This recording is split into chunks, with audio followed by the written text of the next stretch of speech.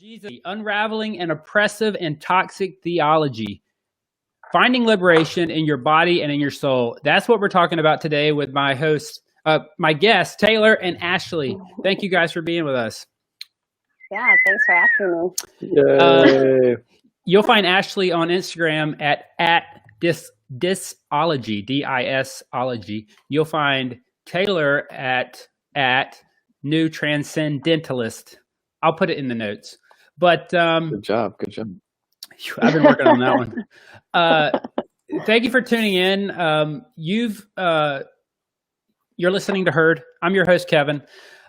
You'll find us on Instagram at herd.now and on Facebook at facebook.com/on FB. We're live on Facebook. We're live on YouTube right now. Please leave your comments, your questions. Send me a message. Let me know if you have any recommendations or thoughts. I would love to hear them. Those mean the world to me. I had 2 or 3 people reach out to me this week and say, I love the motherhood show, and I listened to it in the bathtub, or, I listened to it on my drive to work or whatever, and I got a lot out of it, and that meant the world to me. I don't think people understand how much it means to hear from people. But Herd is an inclusive Christian community, reaching out and trying to create stories to be heard, space for people to play with ideas and to talk about their faith or their no faith or their journey, wherever they are. So I hope that you find something here that speaks to you. My friend Nate on Instagram, Nate Post Coach, he posts some amazing things. And this week he said, those who have been wounded by religious experiences deserve safety and to be heard. Their entire community has shifted and many have turned on them. They would not be interested in a different version of your religion. They just are interested in your ability to keep them safe. And I think the conversation off today. So many people have been oppressive theology, from the macro to the micro level. And I think many of us don't even realize it maybe until we start to, grow up a little. I think as a child, it's what you should do. And then as a teenager, it's a way to live. And there's so much passion and excitement. But then as we get towards adulthood, we start to say, wait, this whole idea of purity culture really, messed me up, and messed up my sexuality and messed up my freedom and my ability to understand how the world works. Or this idea of just war, throwing off politics. And I know for me, it just started to not line up. And there was such dissonance between what I continued to be told from the pulpit and from pulpits and this fundamentalist white evangelical circles, and what I began to experience in my own life. So today we're just cracking the egg open of starting to dismantle and work with some of these thoughts. There's no way that we could cover a lot of them. Like purity culture itself is going to be its own episode at some point, and even then, purity culture cast. But today, we're just trying to break open the egg of talking about what it means to be a Christian in the 21st century, the theology that we've kind of come to know, and and how it served us in the past, and where we are now. And is there any sort of theology or any sort of way of viewing the world in Christian language that can propel us to a future that looks more like the future that we want to see, instead of the future that we feel like we are looking at right now? So with all that said, I just want to start with one random metaphor. One of my favorite movies growing up was Dumb and Dumber. And we're getting comments. Thank you guys. Thank you, Damon. So one of my favorite Damon's movies. Here. Yeah, David, man. We're big time. He's my inspiration. He's and mine too. So anyway, one of my favorite movies growing up was Dumb and Dumber, and and I like memorize the entire movie. I could probably tell it to you now. But my favorite part in that movie is they're driving the shaggin' wagon, and in the middle of the night, and Lloyd starts to fall asleep, or Harry, I can't remember. Instead of going to Aspen, Colorado, they veer off to Omaha, Nebraska. And you see them, you see them wake up or come to in the middle of this field, and they're thinking, man, I thought there was going to be a lot more mountains out here. So I just think that's the perfect metaphor to kind of start us off, because I feel like in an alternate universe, Christian theology went to Aspen. It didn't go to Omaha, but I feel like we're in Omaha right now. And I feel like we're looking around and we're saying, this just doesn't feel right. Does that speak to you? Yeah, totally. I would definitely say I agree with that. There's a lag on my side. Go ahead, Ashley. Once you start, just run with it. Okay. All right. Yeah, no, that definitely resonates with me. I grew up in the church, and I feel like I had been told so many different things about what Christianity is. And when the disconnect started happening was when those things no longer looked right for me. So kind of that idea of like looking around and actually seeing for the first time, like what the fruit of like the teachings and the community and all that stuff is, definitely started me like on my path of leaving the whole of the institution of it. So yeah. How long has it been for you? I mean, I think, right. I'm so sorry about that. I started deconstructing probably 5-ish years ago. About a year ago, I think, like fast track until about September, and I officially left my church, and that kind of sent the whole thing completely crumbling. So. And so how was it, like you said, just last September you stopped going to your church? Yeah. Yes. Wow. Okay.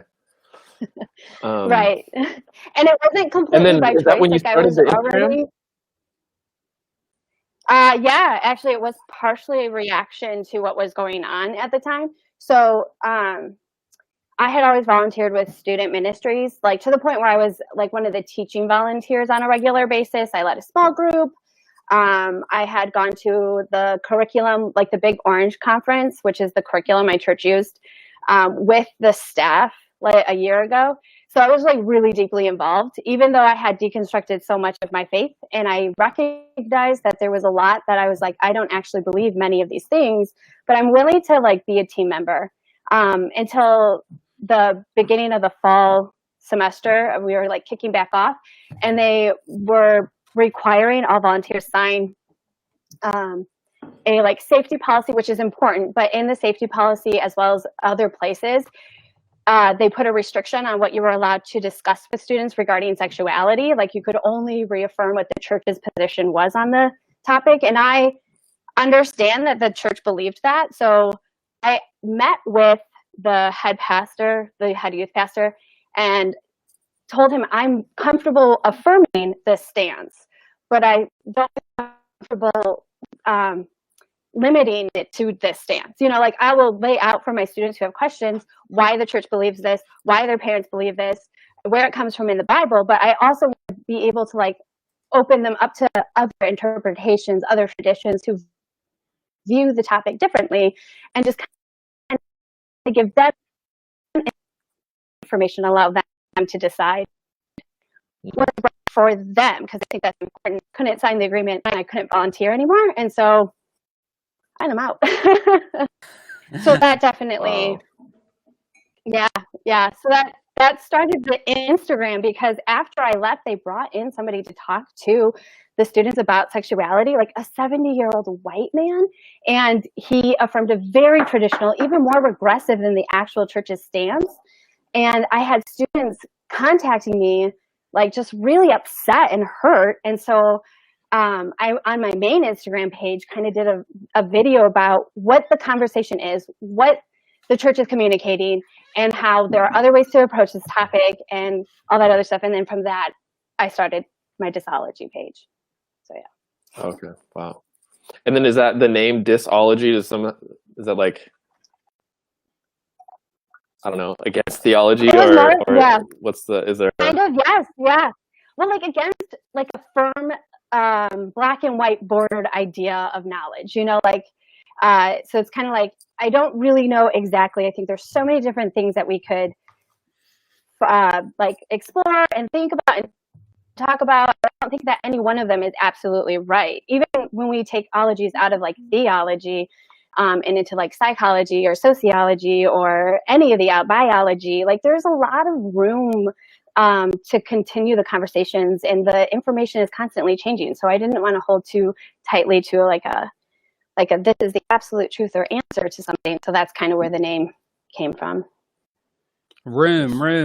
That is the perfect word for it, because there's this fear in creating room. There's this fear in consistently changing. You can consistently change in the way you appear, but not with your core values. I hear that phrase all the time. And so there's this idea that, to create space and allow is to almost, is to create room for sin, or to create room for things that we don't approve of. And it only matters that it's approved or not approved of if there's power at play, right? Right. I mean, there has to be this idea of power and control in play for you to even, have the frustration, or for them to say, you can't have this conversation, you can't have this conversation, because we want to control the conversations you're having, etc. Right. So I segues into the yeah. This is sorry, it's okay. This is a quote that Ashley shared a couple weeks ago that definitely got my attention and Taylor's attention. It's a great quote by James Cone, who also wrote The Cross and the Lynching Tree. He says, theology is always identified with a particular community. It is either identified with those who inflict oppression or with those who are victims. A theology of the latter is authentic Christian theology, and a theology of the former is of the Antichrist. Those are strong words. Yeah, that's why I shared them. So, I mean, is that, because I can hear someone saying it right now, Kevin, that's a little, that's a little too far. That's a little too dramatic for James to say a theology of the Antichrist. We as a church do not inflict oppression. We just don't encourage liberation. And so, one of the same. Right. I think that when we think of Antichrist, especially those of us, I'm like so washed out. Sorry. Those of us who were raised in a I can't think of the word, but like an end times sort of idea or theology. We think of the Antichrist as being this like figure who's gonna like lead kind of like world power away from God and all that other stuff. But really, truly, just anything that's antithetical to Jesus's message could be considered Antichrist. Like I know Jim Wallace, maybe a couple years ago, had he was starting that conversation about how the politics of America are anti-Christ because they don't line up with his teachings. So for those of us who have kind of attached a specific disease, if you means it's not quite as harsh in a sense. I don't know.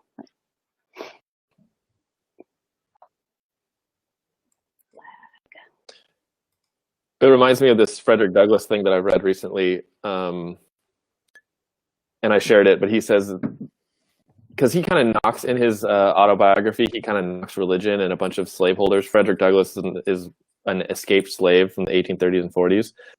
And he kind of knocks religion in his book a little bit, but then at the end he added this piece and he said, "Hey, I don't mean to as if it's the same. What I said against religion only applies to the slave-holding religion of this land." which has no relation whatsoever to actual Christianity. And he says, like, to be for one of these things is the opposite the other. So it's like the same thing that James Cone is saying. But then he wrote that in 1845, which is the year that the pro-slavery Baptists broke off from the abolitionists. Well, they weren't even really pro-abolitionists. They were really like, it was just a mixed group. And but the pro-slavery Baptists chose the name Southern Baptist, and which is currently the largest Protestant denomination. The same year. So hey, Taylor, on that, yep. Have you seen, like, just recently, Jonathan Merritt did an article about Al Mohler and comments that he made in the 90s and how it's kind of like coming back up. Have you seen that at all? Because it's about how Al Mohler defended that. Yeah, I read the whole article, and it was like in the 90s, Al Mohler said that the Bible says that slaves have to submit to their masters, and there's no getting around it. It's a sin. So even if we don't want to, like, believe that that's what the Bible says, but he, in a conversation, like, affirmed that stance even after the 90s, after apologizing for it. So it goes back to point out just the deeply racist ideology of the Southern Baptist denomination, because Al Mohler is the president of Southern Seminary, which is one of the biggest Southern Baptist seminaries. So yeah. On that note, I heard you said Jonathan Merritt. I get my Jonathans confused. I read a quote this week by Jonathan Martin that said, if your Christianity makes emperors feel comfortable and oppressed people feel unsafe, it's time for a grand reversal. Yeah. So I think a lot of us can relate, especially if they're attracted to your page or they're listening. They probably already felt a large amount of dissonance, construction, or oppression, or racism, or something in their life that has shifted their faith. And so you know, they've already dealt with that personal issue, like you had, Taylor, with your friend whose father committed suicide, or you, Ashley, with your situation at the youth group. We have these personal situations where our theology can no longer handle situation. And not only that, but our leadership and those around us can't handle it. And they're not aiding and they're not encouraging. They're just like, well, you know, shit out of luck. That's it. Deal with it. And that's usually the feeling I get whenever you try to approach someone about an issue that the way they interpret the Bible or their theology doesn't agree with. And so I think most of us can agree that there has been some degree of oppression or dissonance or frustration with what's in place. I guess my question for you guys is, not only where are we now, but what's a pace that you're comfortable with evangelicalism moving forward? Because I think if we make these statements that, you know, there's oppression or the emperor is comfortable, a lot of people think, well, we are seeing progress, especially people that are regularly in those circles. They say, well, we are seeing progress, you know, compared to 10 years ago. But I'm like, God damn. Sorry, I shouldn't have said that. I mean, the civil rights was like 50, 60 years ago. Yeah. So, and now a lot of churches are starting to get on board with, well, I think we should be a voice for those who are being oppressed by racism. Like, well, I mean, at this point, after 81% of them voted for Donald Trump's racist policies. So I don't know. Yeah. So, what do you think, Taylor? About the direction of evangelicalism, I guess, or I mean, they kind of missed the boat. They should have been on it a long time ago. One denomination that I really like is the Quakers, and the Quakers have been on the forefront of all the social justice issues for like forever.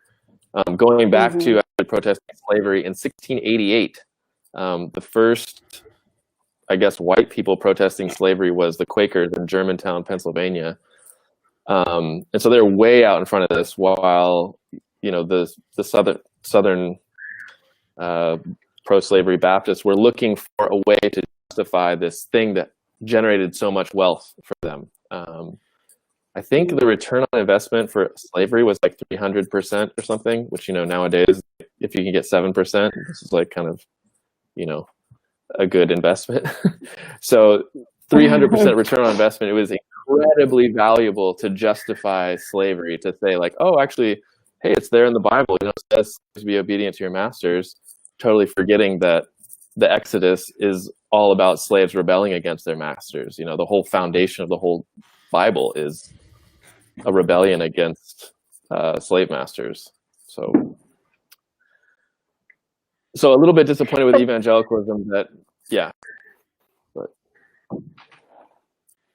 No, but even though like, hey, but the Bible says that slaves should obey their masters, there's also verses about how masters are supposed to like treat their slaves. Not that it justifies it in any way, shape, or form, but to only give attention to one side of that conversation isn't fair. And I feel like that happens frequently too when you look at the breakdown of gender too in marriage, where it's like we put a lot of emphasis on women submit, but it's like that's not the only thing Paul ever said about the topic of women, so we like to highlight the verses and put a lot of emphasis and weight on them when they align with our agenda. And I would say it's the same agenda as the slaveholders had however many years ago. It's a matter of money. Like the evangelical church makes a lot of money, and it piques their interests if they speak about and talk about things that are going to get them more popularity. So even though we're seeing a little bit of a shift, part of that has to do with like the younger millennial generation that's coming up and coming into power inside the church, and they aren't as racist as the previous generations. Congregants are no longer as invested in that conversation. Like they need it to be different or they'll start leaving. So I don't know. So is that what it comes down to? Is like I would just imagine if you're in leadership of a church of a few thousand, like, are you trying to find the lowest common denominator of where you can raise the bar and push for change, but keep the peace and keep the tithe money? I think that's absolutely what it is. And then as you make change, you can say, well, we do see change. But I don't see millennials buying that. It really depends where you're situated. Like your coasts, like the coastal regions and more urban areas, your millennials are going to be more progressive in thought versus like rural or southern millennials, maybe not quite so much. But I mean, even Wheaton College, which is like the mecca of evangelicalism, when they surveyed their students a couple years ago, like issues about like homosexuality and race in a more progressive part of the conversation, show that it's a really important thing for younger millennials. And especially so if we're talking about millennials, but when you get even further down to Gen Z, even more so. So I don't think that the church is really thinking about Generation Z yet. They're trying to deal with the millennial problem as they've been trying to deal with for the last 2 decades. But it is changing. Again, it's not going to be universally accepted by all millennials, but statistically, millennials do care more about that stuff. I would. Yeah. Go ahead. Sorry. Okay. I was going to bring in, because as I thought about that kind of stuff, I guess there's 2 things. One that I just wanted to add, because I think, me growing up and the way that I grew up, I would have said like, I'm not a racist, that kind of a thing. And then, so I would just always remember that it's rarely a out and out person to person racism, but it's usually a systemic, a kind of cultural thing that you're unconscious of. Things like, if you have 2 resumes, are you going to choose the person who worked at McDonald's in Compton, or are you going to choose the person who was the captain of the lacrosse team in Connecticut, And it's like, this is the reality of African American people in this particular place, and then this is like a thing that's only open to white people. Cornel West is the first person to graduate PhD philosophy from Princeton, which is just, an African American person. I was like, what? Yeah, no, African American, and so it's just not a thing that African American people have been allowed to be into, which is like the upper echelons of Ivy League philosophy departments. So then this is like a cultural racism thing where we're just like not even aware of what the African American culture looks like. And I think that's some Frederick Douglass, James Baldwin, stuff like that. It kind of, you're able to see it a little bit differently. That was one. And then number two was thinking about the Sermon on the Mount, Matthew 7, where Jesus says, you know, even those who say, Lord, Lord, it doesn't guarantee you a spot in the kingdom of heaven. And then he talks about having built your house upon the sand. And I kind of think that the evangelical church right now is paying for having built themselves on a racist foundation. And so now that we see African Americans coming up, we're saying, okay, what, you know, like introduce us to some of the cool stuff, you know, and they're not talking about evangelical Christianity, you know. And then the same thing for us. What made us more loving towards other people? It wasn't evangelical Christianity. It was bell hooks or more progressive political thought, you know. I read a quote this week. I just read a lot of quotes in case you can't tell. If your faith deconstruction doesn't include decolonizing, which means you deal with white supremacy and patriarchy at the personal and systemic level, just what is that? Then you are just switching to harm others, but harm will continue. Can you guys speak to that? Yeah, that was something I actually noticed a little while ago. Before, because I know the quote you're talking about when she posted it, but I did do a little bit of a series about that. How when most people deconstruct, they aren't decolonizing. Because I think that decolonization, I think it was Bell Hooks even who said that, requires a lot of self-reflection to see where you have internalized patriarchy, where you have internalized classism, where you have internalized racism in your life, so that you can start rooting those things out. I think it's really easy to identify, okay, evangelicalism hurt me, and so I don't want that anymore. But we don't do that work to like root out the toxic parts that exist in our own lives, and we just like ditch the one and we look for what the opposite of it even is. So I feel like even a lot of Christians will jump out of the Republican Party because that was a part of evangelicalism into the Democratic Party, but without being able to articulate or understand how the Democratic Party serves many of the same platforms and policies that the Republican Party does. I mean, they just passed recently that they're going to be able to check our search histories on our computer without a warrant. And Democrats voted for that. It passed, you know, so it's just because you ditched the part that was attached to the old ideology doesn't mean you've actually rooted out the causes of what was toxic about that. You just were able to like articulate the most basic part of the equation. But yeah. Enter Taylor with his liberal versus progressive thought. Oh yeah. I'm not a Republican, I'm a liberal. Isn't that enough? Oh yeah. I mean, okay, I'll just do the short version, but the short version is I just was talking to someone on the phone yesterday, and I kind of think that this is like so overgeneralized, and I don't know who's watching, who's listening, but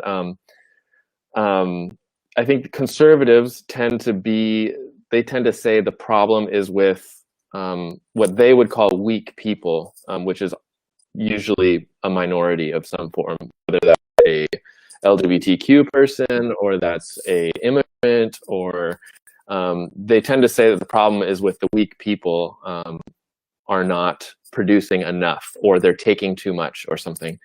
And then a liberal tends to say, you're being mean. They're really upset at how mean the conservative is, which, okay, the conservative is being mean. But then the conservative looks at the liberal and says, you're being dumb because there's a problem here, and how are we going to fix this problem? And then the more radical, which tends to be a more democratic socialist, would be probably the most correct term, the way it comes out today anyways. The more radical person would say, hey, the problem is with the powerful. The problem is that the powerful are taking too much. I mean, Jeff Bezos is not paying his taxes, things like that. Mm-hmm. So then that is like a genuine leftist, I would say. So if there's a liberal, the liberal is, I would say, yes, the liberal is dumb. And they're very kind. They want harmony and not justice. And so they're very upset. Like, why is everybody so angry? Why is everybody so mad? And you're all being so mean. Why can't we just speak to each other? You know, and it's like, because I think the conservative and the radical both acknowledge that there's a problem, a very significant problem that somebody has to kind of pay for. Like, we have to adjust something in some way. So the conservative says the minority we need to get rid of the minority. And then the more radical or leftist person would say we have to get rid of the powerful.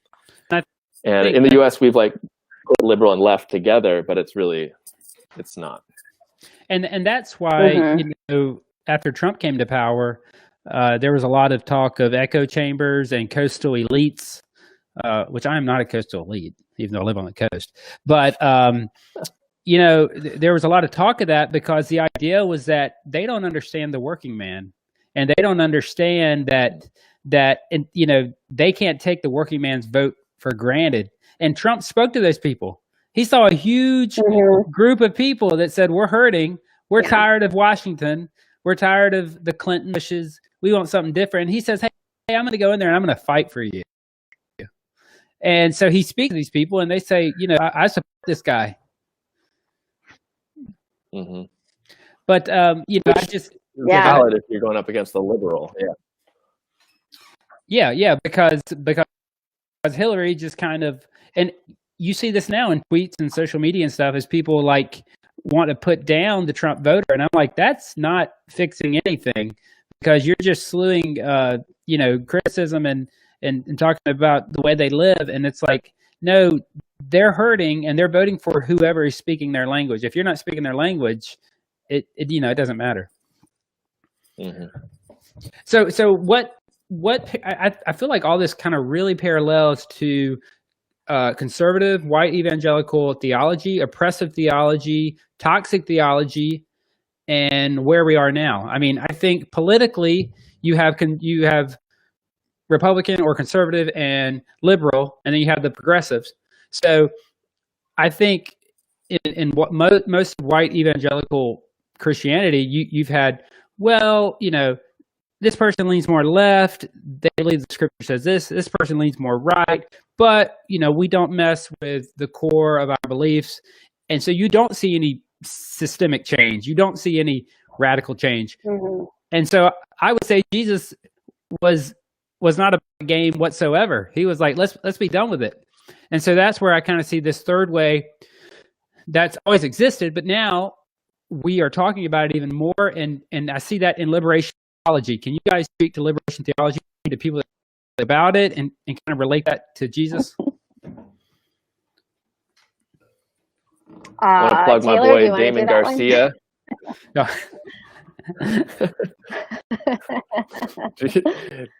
Go on YouTube and type in Damon Garcia Liberation Theology. I think that's one of the best introductions I've seen. But we'll talk about it too. And Ashley, I'd say you start. Oh gosh.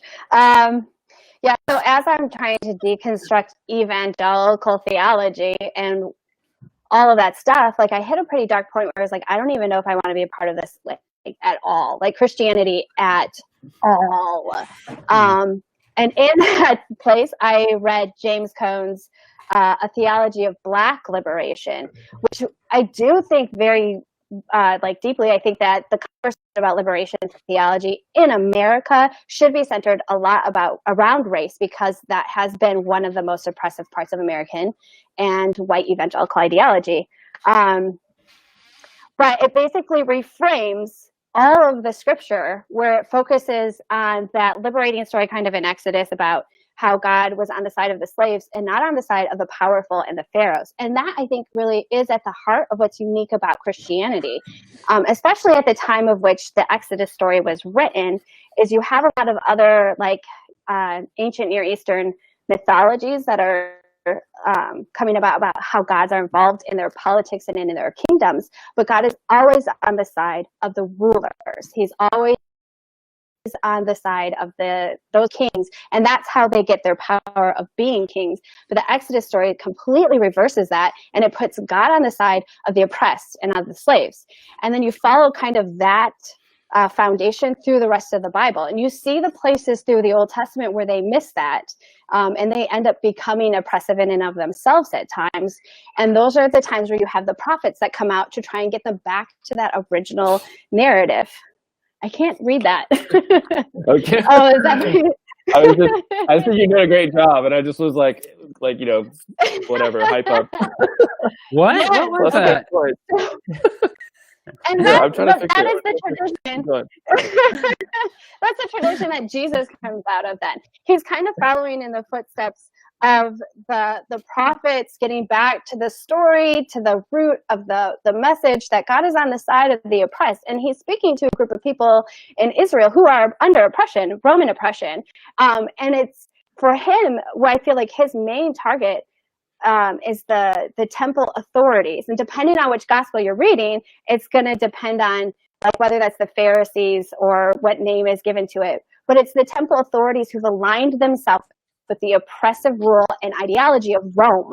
And so Jesus is speaking to that about that's not who God's side is on. And if we're going to live the kingdom that God has existed or God has talked about, the apocalyptic language of the kingdom here and now, then we have to reverse that message. And that, again, God is on the side of the history. In Luke, he's like, I have come to set the captives free to speak good news to the poor and to set the captives free and all that, because that's the heart of his message. So when I read A Black Theology of Liberation, James Cone is kind of like hitting into that and how the oppressed class in America is the Black, population. And so through that, I was like, okay, maybe I'll like keep attached to some Christianity, because that's a message that I can get behind. That's something that I'm interested in. And when I look at the problems in the world, I feel like that is actually a solution that we need to hear. So, Taylor? Yeah, I mean, she did. Sorry, Damon, she did better than you. Just kidding.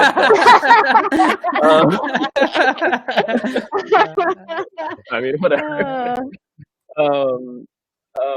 Yeah, I think it was really good. The Latin Americans, the Catholic Latin Americans. Gustavo Gutierrez is kind of the initial person, though there's a long tradition, and it comes from actually this Colombian guy named Camilo Torres, who said if Jesus Christ were around today, he would be a guerrillero, which means like a freedom fighter, a South American freedom fighter. And so, yeah, the liberation word, it came from Gutierrez, who said, like at the time they were saying South America needed to be developed. They needed Europe to come in and develop South America. And as it was happening, it was this powerful colonizer coming in, saying, we're going to tell you how to orient your life. And, conservatives don't like the government. This is also like against the government kind of a thing, because the Latin Americans don't like a European or a US American government coming in and telling them what to do. So Gutierrez said, we don't need a theology of development. We need a theology of liberation. We need the government to go and to be able to have our own way of living. And Noam Chomsky has this excellent 6-minute video on YouTube as well, that I send to people all the time. Where he says, the crime of liberation theology was that they believed the Gospels. They were trying to bring the Gospels back into Christianity. And for that, the Pope excommunicated these people, of them, and then the U.S., especially the Ronald Reagan U.S., sponsored the people that went in, and Oscar Romero was performing mass. and a death squad that had just come from Fort Bragg, North Carolina, actually. Come on now. Came in and shot him while he was doing that. And now he's next to Martin Luther King and Dietrich Bonhoeffer at the Anglican Cathedral in Oxford, I think. They have Oscar Romero, Dietrich Bonhoeffer, Martin Luther King next to each other. So, as martyrs, 20th century. I know this is obvious, but there's this idea. Sorry, let me think here. I remember driving down the road, and I remember exactly where I was, and it kind of hit me, and I was thinking, wait, like, the message of the cross is not a good message. Like, like it didn't end well for Jesus. It probably won't, you know. And it's like, it was one of these things where it's one of those moments where it hits you, and you're like, shit, you know, like, I don't want this. I want safety. I want to know that everything's okay. And so I think a lot of people probably avoid this rabbit hole, because the more you look into it, the more you realize that, damn, I've been a part of the oppression. And not only that, but it's gonna cost me something. And not only that, but, and I was talking to a black friend about this the other day, about the Ahmaud killing. And he said, it's not only that there was this understanding that we're going to kill you, but we won't be brought to justice. And so there's this exchange of power, especially for me as a white male, or, you know, like, when my Christianity goes down that rabbit hole, not only do I not have any control anymore, but now it's going to cost me something. And the majority of those that are in power are going to say, oh, well, he was gay. And so and so there's this idea that minorities have lived with for generations, that males and white folks and white evangelicals have got to learn to live with, about it and the control. And that here, and Ashley put a great quote about this. She said, I think all of this overlaps with colonization and capitalism. True liberation for all people needs to be deconstructing capitalism's, including America's militarized global empire and current colonizing efforts. True liberation for all people needs to be deconstructing capitalism's hold on the world, and how the church has either been explicitly or implicitly involved. This is a part of the conversation that I personally don't see many people talking about. The ways in which capitalism reinforces division, supremacy, hierarchy, injustice, poverty, racism, classism, sexism. Can you guys speak to that, Ashley? Yeah. So I do think, especially again in our cultural context, because we are a deeply capitalistic society, so it really permeates into every part of our lives, and especially in the church. And this is an area that the church has not at all been speaking about for generations. I mean, centuries. Even the church has actively been a part of the ruling class. When you look at like the turn of the century, the turn of the 19th and 20th century, you see that like the church is very adamantly opposed to different movements that would be more liberating for poorer people. But like capitalism functions best when there is a hierarchy, because it deems that those who are able to hoard the wealth deserve it. So even in the Ahmaud case, it's structurally built into the American ideology that white property is more important and valuable than black bodies. And so when a black body is threatening white property, it is part of our national heritage to get defensive and to protect our white property over the black body. And that's partly because the white property is part of the capitalistic ruling class. So anything that threatens that is something that is easily dismissed in our culture and our society. So when you start speaking about like actually like leveling the playing field and bringing equality for people who are not part of the ruling capitalistic class, then you start getting real tensions. This is the first time in my life where like, you know, being a Christian, being raised evangelical, we're like that verse from Paul's just like beat into your head about how we're not of this world, you know, so we should feel a tension about living in this culture. Yeah. And it always felt like a fake tension, like, oh, I'm modest.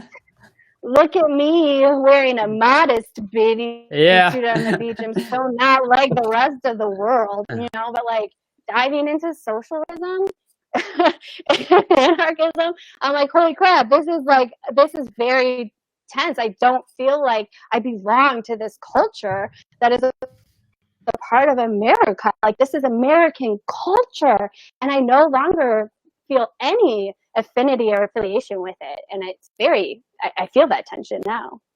That was a jumble. Well, no. I mean, I think for years in my teens and 20s, you have all this zeal, and it's like, I'm going to live my life for Jesus, and it cost him everything. And me telling people that Jesus is the way to God is what's going to take my life. Oh, bullshit. That's going to give you the best life ever. If you want something to cost your life, talk about power, control, money, economic inequality, talk about making the weak strong. Just talk about the Sermon on the Mount and talk about it to Christian circles, and you're going to get all the pushback you need.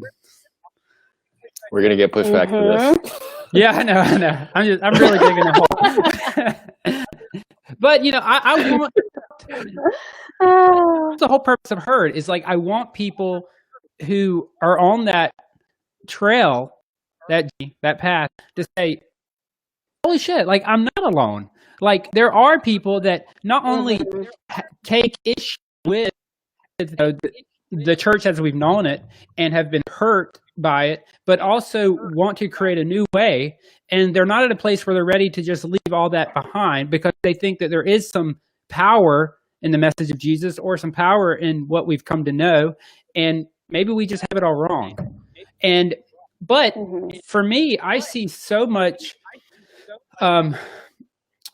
overlap, between some progressive Christian folks and some atheists and free thought folks and people all across the map. And it reminds me of a quote that Taylor likes to share by Kierkegaard. When Christianity entered into the world, people were not Christians, and the difficulty was to become a Christian.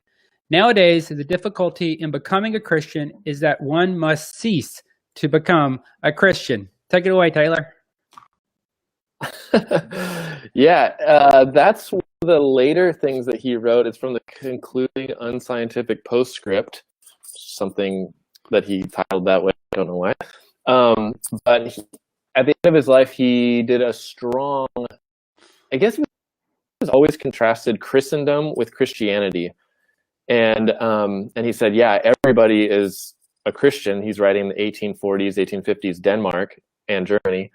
And he's saying everybody's a Christian. But at the same time, no one is a Christian. And he said, one of his iconic things that I think is from this book in English that's called Attack Upon Christendom. And he says, "Oh, Luther, how terrible. You had 95 theses, but I have only one. Christianity no longer exists." And then he, in his book, earlier book, is called Training in Christianity or Practice in Christianity. He says his goal is to reintroduce Christianity to Christendom. And his way of talking about that, this is actually the precursor for me understanding liberation theology, was this work by Kierkegaard. But he says, if someone stands from a position of power and says, "Come to me and you will have rest," like they do in the church, it's a very different thing than if a homeless ex-carpenter, washed up rabbi says, "Come to me and you will have rest." It's a very different invitation. And so he says, what did Jesus say from a position of power? He says nothing from a position of power. That's we have faith.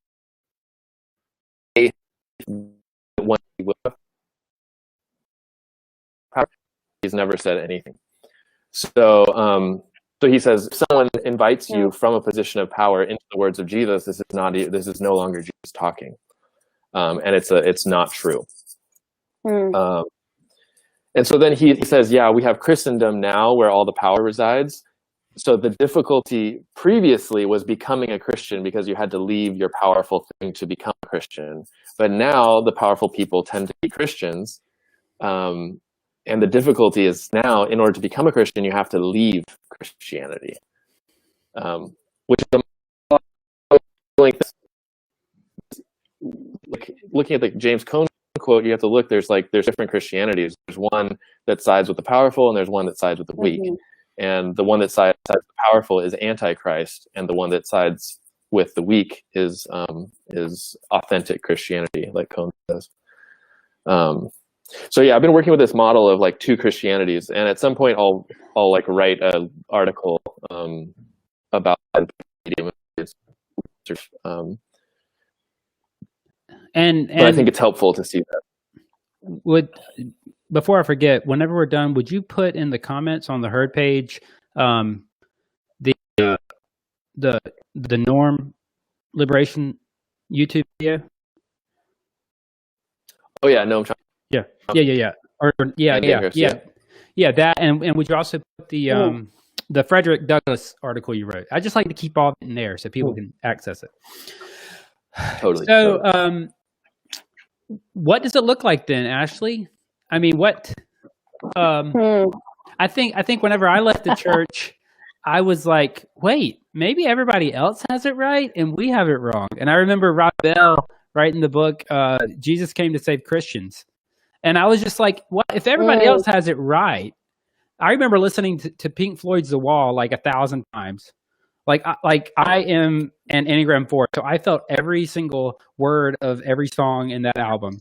It was a little depressing, but it was also like, what if everybody else has this nugget of truth and they're working through it and grappling with it and really hurting, and all these people that I almost looked down upon for hurting and for struggling were doing the very thing that I should have been doing this whole time.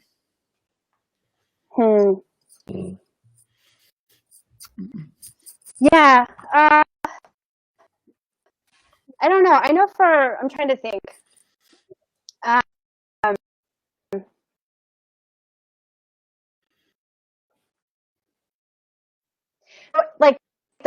Like are in evangelicalism in a sense, and there's a side of me, a person where like, I want to get you out of this. Like, how do I now like help you see what I've seen so that we can move you away from this oppressive like thought? Protect those who are to kind of have the choice for that. So like working with teenagers, I was like, oh no, I can't leave these teenagers. They're vulnerable. They have no choice in being here. My own children, how do I want to like shelter and protect them from the process. I come to it quickly usually, and then I'm good. I like move past it, and what's the next thing I need to attack? So unlike the 4 who's going to sit in that emotion for a long time, I like quickly move past it. I'm like, okay, so what do I need to do? What's the next step? And how do I like keep this cycle from continuing? I mean, not being a part of the church, the relationships I had with people who were Christians, straight, so I don't have it in their lives. And so like my main kind of attack for a lot of this is like, I have kids. How do I kind of like raise them to be in this world and in the ideology that isn't oppressive and that's going to be more beneficial? And then like, what other ways can I get involved in? So like I am involved in the Democratic Socialist Party, you know, like a tithing member and stuff like that. But even that is more conservative than where my actual ideology is. And I think that a lot of the work really comes in. I love it. Having conversations with I love it. That, like, conservative. Around.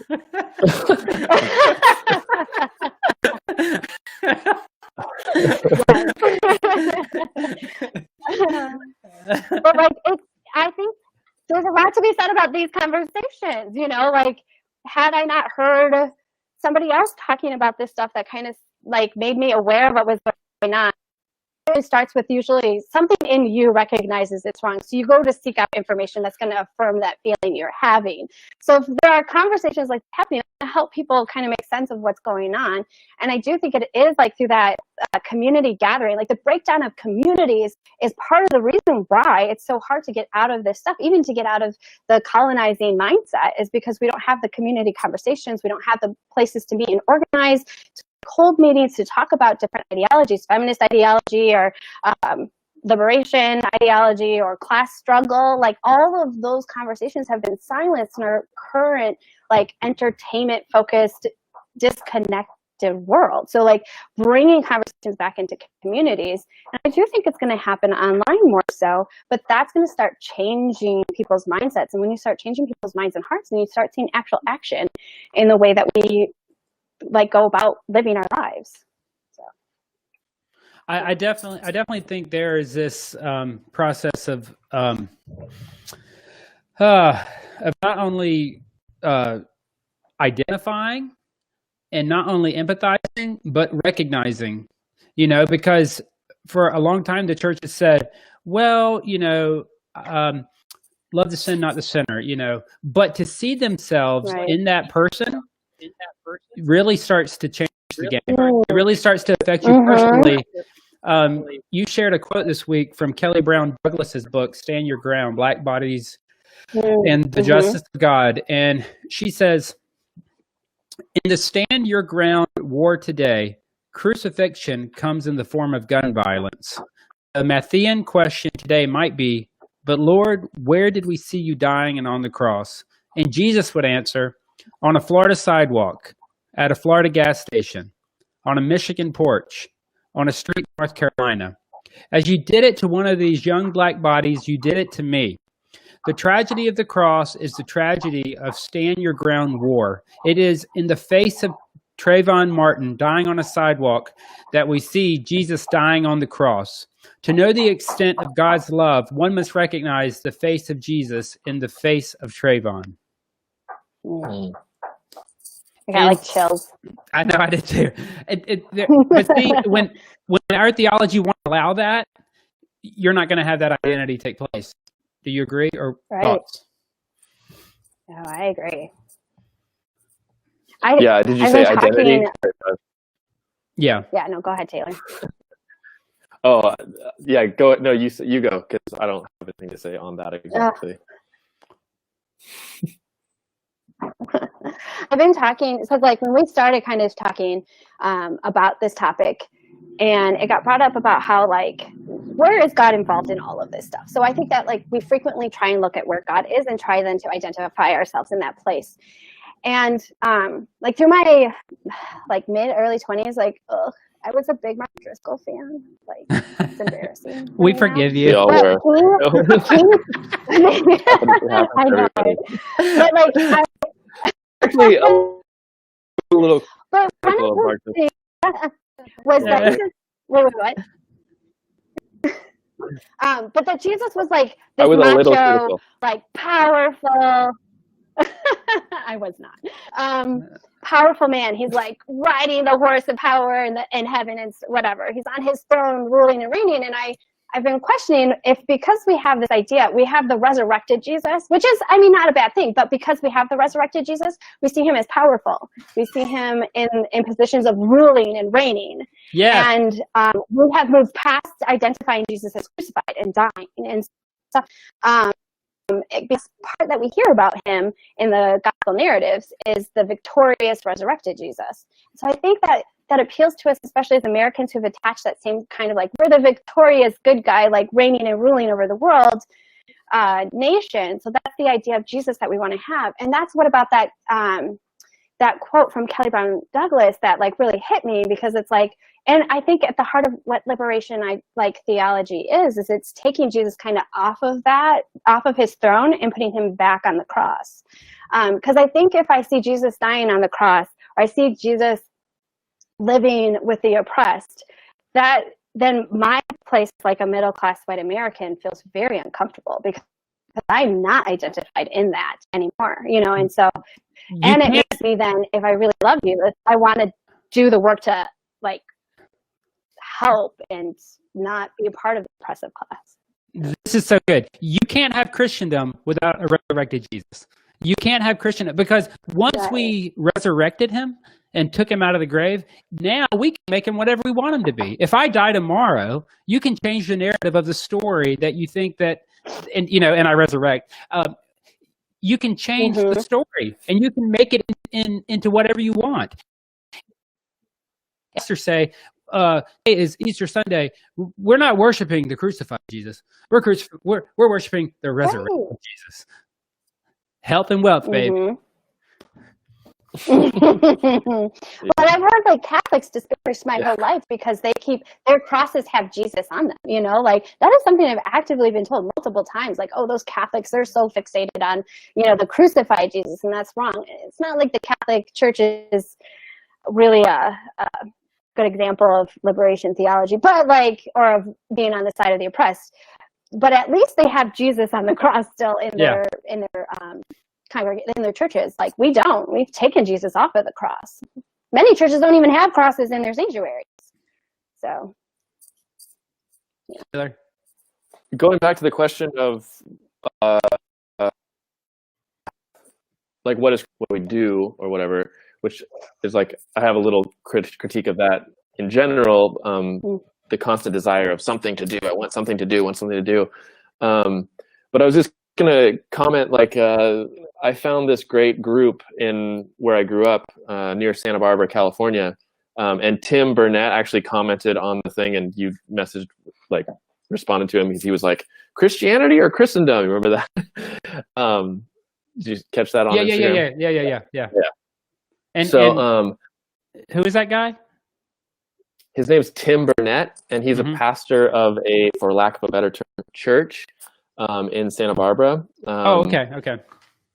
Wow. And but what I was going to say about that is I think a lot of us want to jump right into a big, exciting, justice-centered congregation, but the reality is that actually doesn't really exist, yes. or not. At the moment, it doesn't really exist. And so then I was going to use the example of Tim's thing, which is called the Way Collective. You can find them online and follow them because they're doing cool stuff. But I think the first time I went to that was like 3 years ago, and it was very, people were kind of, I think I said afterwards, like, hey, let's go have some ice cream afterwards with some people. And then like, people like, do we do that? Let's be friends. Let's talk to each other and stuff. But they were very nervous about it, you know? And I left and I was kind of discouraged because it wasn't like, you know, let's get in there and be just, you know, like let's do these good things. But we had to build relationships first. And then I went back to Germany, and then I came back like a year later, and everybody would have ice cream afterwards. And the congregation we're using these church terms. It's on Wednesday nights, and it's they say we're a community of shared practices and not necessarily shared beliefs. Okay. So it's not like belief focused, it's more practice focused. And so, but it's very, I mean, it's using Christian terminology throughout, and I mean, Jesus is at the center of it, though it's not an oppressive Jesus. It's a God of the oppressed. But now it is a much more active and much better thing, but it took some time for that to develop. And I think for a lot of us, you know, we step away from the like mega church kind of a thing, and we kind of have to go into the wilderness for a little while. It's also the hero's journey and what Jesus goes through with like this 40 days of temptation in the wilderness. And it's not till he goes through that he kind of finds something. A lot of what we're doing is we're stepping away, and then we have to like, you know, individuate ourselves and find the other people who are just, because we don't really, it's not a thing that we do by ourselves actually. I think that's 50% is like the part that you do yourself, but then the next 50% is and some other people, and they're not always there. You might be a pioneer, you know, in your area, you might be the pioneer. I know it wasn't there in my area 3 years ago, you know.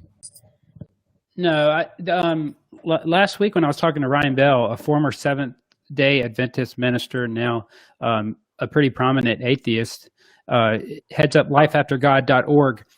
He was talking about part of his deconstruction or move. As soon as he knew he didn't be a Seventh-day Adventist anymore, he was looking at possibly making a congregation that was built upon ideologies that they all agreed upon, and theology took like a second a second place. So like if you believe that Jesus rose from the dead, that's great. Or if you didn't, but we are here to talk about racial, racism, and we're here to talk about equality and things like that. And those took the prominent place. And he recommended me speak to Greta Vosper, who wrote With or Without God. She's in Canada, I believe. So I've got to I got to message her and see if she'd come on. But she has a church that they stay away from a lot of liturgy and hymns and things, but they do find community, and they do find help and support in what they do have in common, which I think is just a beautiful thing. Because I hate that as a church, I can't imagine being a pastor and saying, I really feel like we need to move in this direction, but we're held back because 2/3 of our congregation doesn't believe in equality. Well, I mean, like, we're not living forever, so do you want to do it or not? And I think that's I think that's part of the reason why you don't see a lot of pastors trying to reform churches. You see pastors leaving churches, because once you start taking that stance and you actually like live into the prophetic purpose of the church, you get booted. Somebody is ahead of you. You lose your tithe money. You've disrupted the system. You're gone. Like either you yourself leave because you're hitting too many walls, or you get kicked out. So it's almost to an extent, I don't think it's possible to reform the church in America. I think it's too much of an established institution, and it's too invested in its position with power and wealth and privilege. There's no way it's going to come down. It's even hard to use language that is associated with church when we're talking about a lot of this stuff. I don't think Jesus' message, or Paul even in the New Testament, was to build like a church or a gathering of people, of like-minded people who want to work towards equality. Yeah, but I don't think that was a church. In the especially the churches that Paul was writing to were like small, poor areas, and the message that he was bringing them was ways of which they can support each other in their day-to-day lives as part of an oppressed class. And so I think that like that's the movement, like, and it starts with community. But I think it's back to a system that's like the church at all. Correct. Yeah, I agree. And last week, Ryan Bell. You have to meet people. Yeah, sorry, there's a little bit of a lag. Last week, Ryan Bell said, I said, what do you do for community? Now you're not a part of the church anymore. And this was like in his early 40s that he left it. And he's like, politics are my community. The Secular Student Alliance that he's a part of is my community. And this whole division of secular and sacred, he's like, no, like that's my family. That's my community. That's where I put my life. And I think for too long, it was this stamp of approval that we were looking for. And there's so many of those ways of thinking that are still ingrained in my head that I don't even realize until I'm faced with them, But anyway, that's a whole other one. Ashley, you wrote something this week that I think is a perfect place to end. Christ is on the side of the oppressed, no matter if they use the words of Muhammad, Buddha, or a lesbian mother of Muslims in China. A Christian is one who's... I'm sorry? I didn't say that. That was Taylor. Oh, okay. Okay, here we go again. Christ is on the side of the oppressed, no matter if they use the words of Muhammad, Buddha, or lesbian mother Muslims in China. A Christian is one who strives for liberation. A Christian is one who says, blessed are the poor in spirit, for theirs is the kingdom of heaven. It always weirded me out that Jesus never gave a clear gospel presentation. He was a terrible, wasn't he? Nor did Paul. We want to make the wrong road. God could have easily made a simple way. This is what you do portion, like the 20th century have done, but it's not there. Was Jesus trying to start a new religion? I don't think so. He was redefining Judaism back to the way the prophets had done, saying, I came to bring good news to the poor. That's beautiful. Yeah. Sounds even better when you read it. So, yeah. And that came from James Cone as well. It was Ibram Kendi, which I've never said that word, that guy's name out loud. So, but he quoted James Cone saying, a Christian is one who strives for liberation.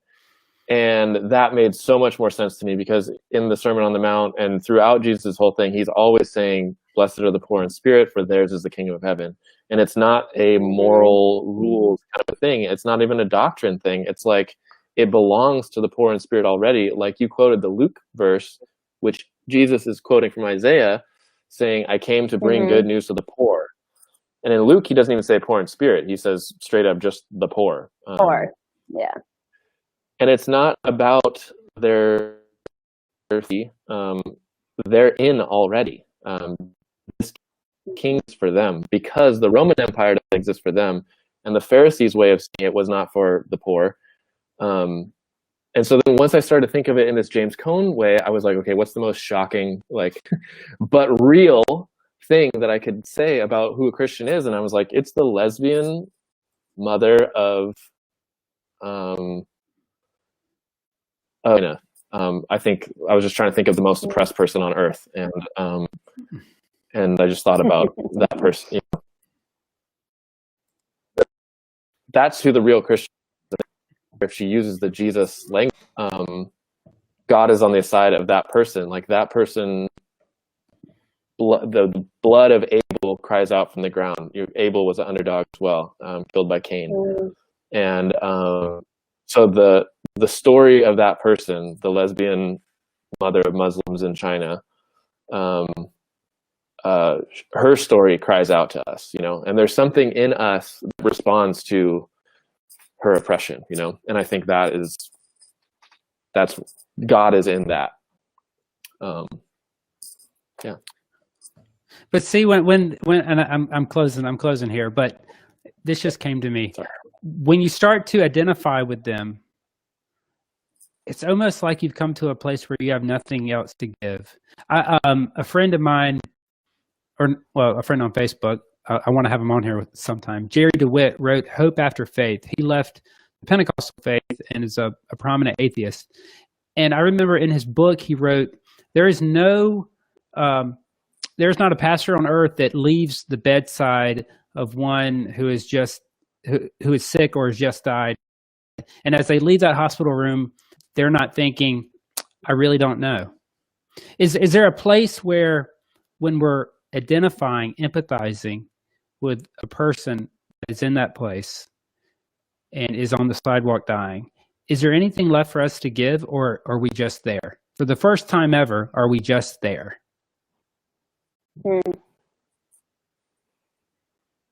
Hard to know. I would say it's I think that we live in honor of those people in a way, the people who had it the worst. And I think that's something I try to remind myself of this, like, you know, when I'm writing papers or something, it's like I'm doing this for a lesbian friend that I had who escaped from Bangladesh, a fundamental Muslim family, and she was literally had death threats, and she has friends who were killed in Bangladesh. And so, like, I'm trying to make people aware of, I don't know if that's the right way of saying it, but that's the people that I live for, I guess, is to hopefully bring a little bit more equality to this world. And then, like, you know, Ashley said, is like to help people find each other, people who are feeling lonely, and help them find each other on the basis of solidarity or bringing justice to the world, like the prophets say, like the Hebrew prophets, and Jesus being the culmination of that. I like it. Yeah. I mean, I think for me, if I'm identifying with, like, Trayvon Martin, like, my heart cries out for justice. You know, like, it's not so much that I don't have anything. I want justice. I really do. And I think that we have separated the words righteousness and justice as being two separate things, but they're really the same thing. Like, if we really want to make things right, we have to fight for justice. Like, I do think that is a really important. So, fight for justice. Thank you guys for being here today. Thank you, Kevin. Yeah, Yeah. and just to clarify, because my mind will play games on me about this. I wasn't saying not to fight for justice. I was kind of just saying, Right. exchanging the place of always having the answer and always having the solution to identifying, validating, recognizing yourself in them, and saying, you know, Right. they are me. That's the point I was trying to make. So anyway, thank you guys for being here. I'm glad we broke open the egg, and I refuse to put that egg back together because that just makes people feel too good. Yeah, some uncomfortable things said today, probably. Yeah. Got to stay there, baby. Uncomfortable for me too. Yeah. Stay there. All right. All right. I appreciate it, guys. I'm going to finish this, and then would you, Taylor, would you put those things in the comments? Our friend Kara, liked a lot of that. Thank you, Kara. All right. See you guys soon. Bye-bye. Bye. Right. Bye.